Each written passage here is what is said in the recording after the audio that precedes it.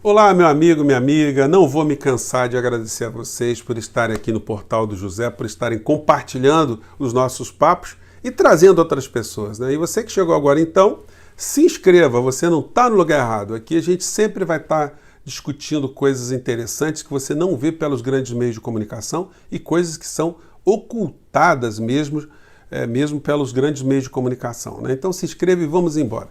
Gente, sábado agora a gente vai fazer uma conexão internacional, a gente sempre vai trazer vizinhos daqui do Brasil, de pessoas que estão em vários países da América Latina, pensadores, escritores, para a gente entender como é que é essa nossa vizinhança com esses povos, que interesses em comuns nós temos e se de fato a gente tem que ter preocupações e ações em conjunto, né? Estamos criando aqui uma rede de comunicação paralela aos grandes meios de comunicação. Eu acho que esse troço vai dar mó pé. Então, sábado, dia 4 de julho, o primeiro convidado é o Miguel Pérez Pirela, escritor e filósofo, e ele vai ajudar a gente a entender muitas coisas interessantes. Você vai ter revelações que você não viu em lugar nenhum aqui na rede e nem nos grandes meios de comunicação. Vamos em frente. Eu queria conversar hoje sobre os temas tradicionais, que muita gente acha que são repetitivos, mas, gente, nós estamos num país agonizante, um país soterrado pela doença, pela violência, pela miséria, pela má distribuição de renda, pela ignorância. Então a gente precisa estar o tempo todo salientando alguns temas aqui e alguns personagens, eles vão eclodir na nossa conversa. A gente não vai ter como fugir muito disso, exceto se a gente não quiser dar atenção para esses temas. Então a gente vai ter que abordar várias vezes a figura do presidente da República e do ministro da Economia. E abordar também como eles estão sendo protegidos por todo um sistema econômico, um sistema midiático, para que o povo não entenda o que está acontecendo no nosso país e possa tomar algum tipo de atitude, né? Então vamos abordar isso aqui. Eu queria começar primeiro com o ministro Decotelli, que está voltando ao noticiário, porque ele reclamou de ter sido vítima de uma lupa racista, né? Ele foi, de fato, observado nos seus mínimos detalhes pela grande imprensa, pelas pessoas que foram vasculhar a vida desse cidadão de todas as formas. E o mesmo tipo de comportamento não foi feito em relação a Damares, que mentiu no currículo dela, o Weintraub, que mentiu no currículo dele, o Vélez, que mentiu no currículo dele. Quem mais que mentiu? Tem uma porção de gente que mentiu no governo, o Eduardo Salles, o Weintraub, o Vélez e a Damares. Ponto. E não foi feito o mesmo tipo de lupa sobre essas figuras. Sobre esse aspecto, o registro tem que ser feito e tem que ser chamado muita atenção. Mas em relação a aspectos ideológicos de alguém que aceita trabalhar no governo de um genocida, realmente ele não deve ter perdão algum. Ele e nenhuma pessoa que está nesse governo, porque todos entrarão para a história do nosso país como pessoas que foram cúmplices de um grande genocídio que serviu para cobertar outro genocídio que está sendo feito. Esse é a economia, o bem-estar e a soberania do povo brasileiro, se é que dá para a gente usar essa expressão, né? Gente, quando eu digo a vocês que nós estamos numa situação que está sendo novelizada, as tragédias, e que elas escondem os reais responsáveis desse problema, eu não estou mentindo nem exagerando. Vocês pegam aqui o jornal o Globo, que fez aqui uma matéria de página inteira sobre a Covid-19, sobre esse número absurdo de mais de 60 mil mortos que nós já temos no nosso país. Eu pergunto a vocês, eles colocam gráficos, vão abordando uma série de questões. Quantas vezes eles falaram o nome Bolsonaro nessa matéria? Zero. Não falaram nenhuma vez.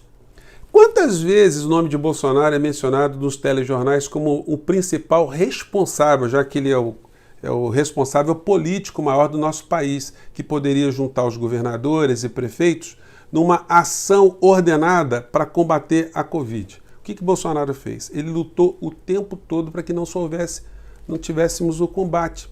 Ele foi o tempo todo contra o isolamento, ele ficou o tempo todo incentivando aglomerações, ele ficou o tempo todo minimizando a pandemia, num país que já vinha mal economicamente.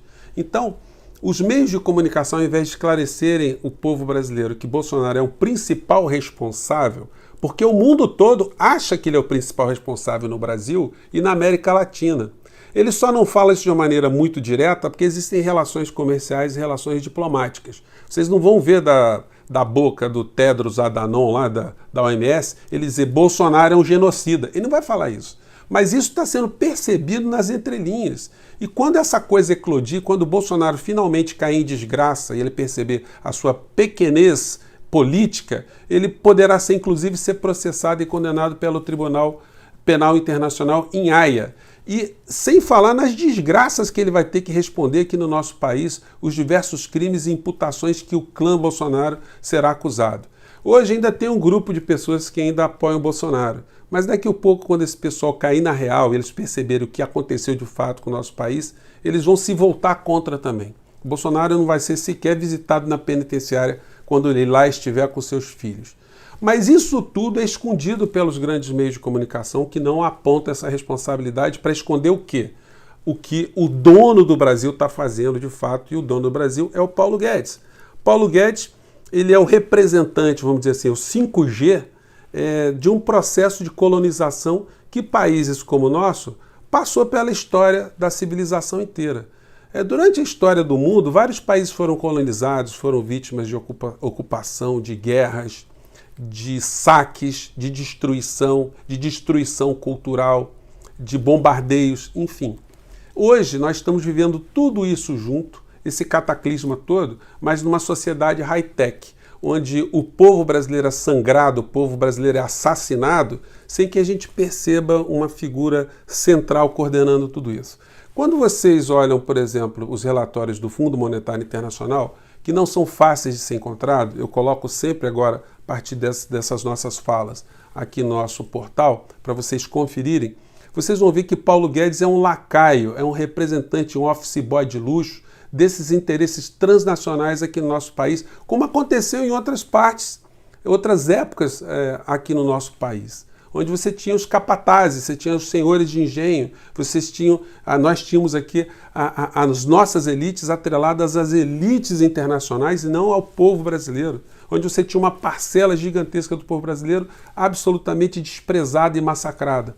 Isso tudo continua a acontecer. E Paulo Guedes, quando a gente vê essa fala dele que passou aí por alguns canais, sobre a percepção que ele tem do ser humano, que ele tem de políticas sociais, políticas econômicas, de filosofia, a gente começa a entender mais o que nós temos pela frente. A gente já tinha visto várias falas degradantes de Paulo Guedes. Quanto mais se deixa ele falar, mais ele mostra quem ele é. E ele me lembra uma frase que eu vi numa aula de filosofia com o professor Roland Corbusier, que dizia que amadurecer é apodrecer. Essa frase é uma frase muito cáustica, né? Ela tem a ver com a fruta. Quanto mais a fruta vai ficando madura, mais é o paradoxo que ela está chegando perto do seu fim. No caso de Guedes, quanto mais a pessoa amadurece, mais ela está demonstrando a sua degradação moral, a sua degradação enquanto ser humano. Vamos conferir aqui, nessa fala dele aqui, para ver se eu estou exagerando. Vamos lá. Você se torna um liberal ao longo de muitas décadas. Fazer um socialista leva 5 minutos, porque ter um bom coração, querer ajudar os outros, isso está nas grandes religiões, isso está na solidariedade, na fraternidade. Gente, qual é o problema que Guedes vê em um ser humano ser isso tudo que ele falou? Em ser solidário, ser fraterno, ser uma pessoa boa. Qual o problema das religiões pregarem a paz, o amor ao próximo, a caridade? Qual é o problema do ser humano ser assim ao longo da sua vida inteira? Mas para Paulo Guedes, isso é uma fase infantil, porque o homem de verdade é um homem cruel, é o homem que tem o desamor, é o homem que pisa sobre outro homem, é o homem que está preocupado apenas consigo próprio, né? Vamos conferir aqui. Nascemos assim. O liberalismo já é uma coisa intelectualmente mais sofisticada. Você tem que compreender que, às vezes, você precisa justamente reforçar a liberdade pessoal de empreender, a liberdade de ter uma opinião diferente da tribo, para você inovar. Então é uma coisa mais difícil, né? Então você não pode ser solidário, não pode ser preocupado com o próximo, e desculpa aqui, gente, nosso programa não é editado, né? Você não pode ter valores humanos, né? E trabalhar, empreender, você não pode ter nada disso. Você, para ser um Paulo Guedes, você tem que negar a sua juventude, negar o que de melhor tem dentro de si para você virar um crápula você virar um monstro. E essas pessoas que defendem esse liberalismo guediano, eu já mostrei outras falas dele aqui, não vou sublinhar mais isso, né? Essas pessoas, elas têm uma grande ignorância sobre o que vem a ser o liberalismo, né? O próprio Paulo Guedes, quando ele cita muito um pensador chamado John Locke, que a gente encontra aqui fragmentos nesse livro aqui do professor Reinaldo Dias, de Ciência Política, que é um livro muito interessante, as pessoas não se dão conta que o John Locke era um escravocrata.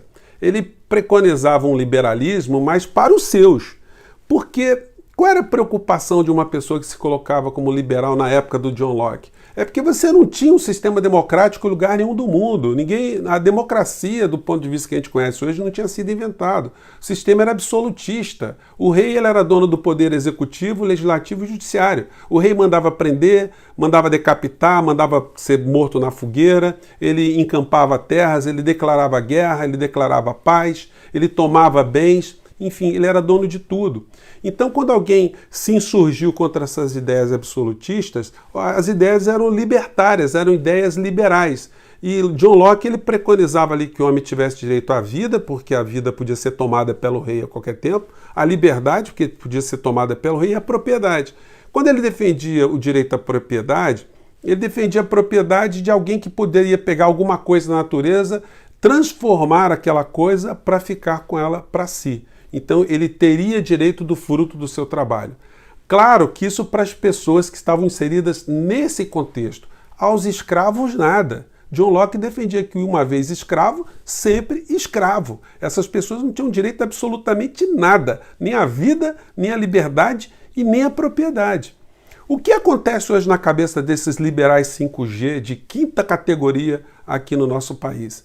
Eles defendem uma liberdade, mas para essas pessoas que eles conseguem enxergar do meio deles, da própria elite. Eles não conseguem colocar essa fórmula a favor desses milhões de brasileiros discriminados, desses milhões de brasileiros que não têm direito a essa vida digna, não têm uma liberdade digna e não têm propriedade alguma. Para essas pessoas, simplesmente esses pensadores liberais viram as costas. Para essas pessoas, eles não têm solução. Mais do que isso, para essas pessoas que já não têm nada, eles querem ainda menos Estado. O que Guedes quer nessa visão John Lockeana, escravocrata para os tempos de hoje no Brasil, é que as pessoas tenham menos educação, menos investimento em educação, menos investimento em saúde, menos investimento no rendimento do trabalho, cada vez mais precarização na vida das pessoas que já não têm mais nada. Então, uma pessoa que se identifica com esse tipo de ideologia, que se identifique com esse tipo de ideologia hoje, uma pessoa muito desinformada, ou uma pessoa de má fé, ou alguém que está tendo algum tipo de benefício com esse sistema que joga milhões e milhões de brasileiros no ostracismo, na ignorância, no analfabetismo, na falta, na carência total, ou essas pessoas, elas têm tudo isso junto, todos esses defeitos que sempre estão a serviço de pequenos grupos internacionais, como foi ocorrido, né? Como ocorreu na história do mundo ao longo de tanto tempo. Então compete a nós aqui, que estamos com esse espaço aqui muito importante, jogar essas reflexões, espetar o dedo, denunciar, chamar atenção para o grande cinismo e na mão de quem o povo brasileiro está. Gente, só para finalizar, porque são muitos temas aqui que a gente não consegue se desvencilhar, né? As pessoas perguntam qual a opinião sobre o projeto lá do Senado, que está votando a coisa da internet. Eu sou favorável porque a internet virou terra de ninguém. As pessoas têm que ter alguma forma de serem responsabilizadas pelas calhordices, as mentiras, os crimes que cometem pela internet. Eu não caio nessa onda aí de que tem que ser liberal geral, não funciona assim. A gente vê que tem muitas distorções e isso acarreta um prejuízo muito grande para nações democráticas, para a formação da consciência política. Me incluíram num grupo aí de WhatsApp por erro, sei lá, bolsonarista, e eu não reclamei, eu tô ali, eu gosto de conversar, né? E eu fico vendo, são mais de 150 pessoas no grupo de WhatsApp, eu acho que eles não sabem que eu sou eu. Gente, é uma coisa absolutamente abjeta. Vocês não têm noção do mundo que vive essa gente. Um mundo ancorado na mentira, no preconceito e na violência. E isso para mim é um grande objeto de estudo, isso me dá muito material. Gente, eu fico por aqui. Um grande abraço, espero ter jogado algumas reflexões para o dia de hoje e eu aguardo vocês nos nossos próximos programas. Um grande abraço, tchau!